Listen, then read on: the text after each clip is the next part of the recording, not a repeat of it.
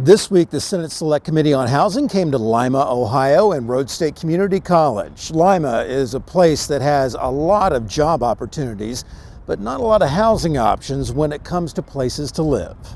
The aging housing stock and grade of homes in the county present issues for the homeowners. The median year of houses built in Allen County is 1963. Lima has lost over 35% of its population since 1970. Despite these uphill challenges, we have continued to fight our way back.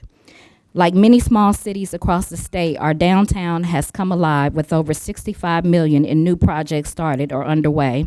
And each summer, we bring 15 to 20 interns to Lima with hopes that they will become full-time hires. And then also each year, we hire between 15 and 20 new managers to our site from all over the country and sometimes the globe. So our current leadership team has representatives from 10 countries.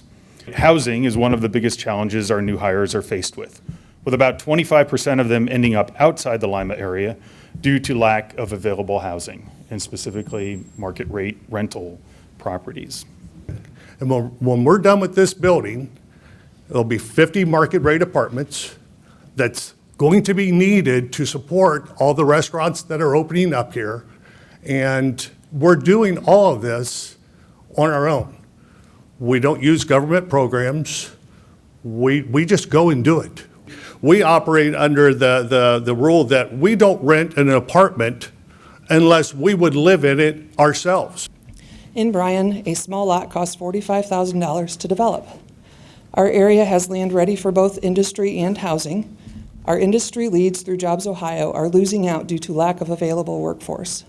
Our current employers, based on a 2022 survey, could hire approximately 1,800 employees countywide if people were available, and our unemployment rate is approximately 3.1%.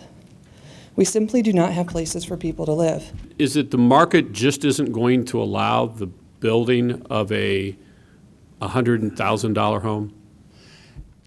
I think the situation, here in Allen County is different than what it is in Columbus. You go to Columbus and you will have large developers that will come in, and if you drive down to Marysville, you'll see those large developments going in outside Dublin, and very much maybe a cookie cutter home that the big large investors will come in, they'll mass produce them, they'll put them in very quickly, and they can probably drive that cost a square foot maybe down to $175 maybe. Here locally, that cost is probably running $225 to $250. Our total manufacturing employment in Williams County manufacturing sector is 4.5 times the national average. Roughly 50% of persons that are employed in Williams County live outside and commute in from surrounding counties in Indiana and Michigan. We are in direct competition.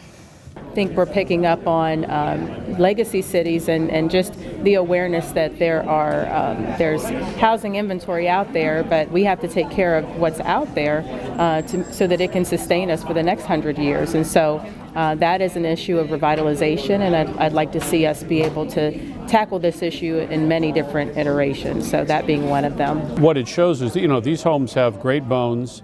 They're in places that, remember, already have all of the utilities, the easements, the streets, the curbs, and that's, I think, where the public dollar should be concentrated in these, and not only because it provides housing, but because it also helps the community and the neighborhood of the folks who are still there.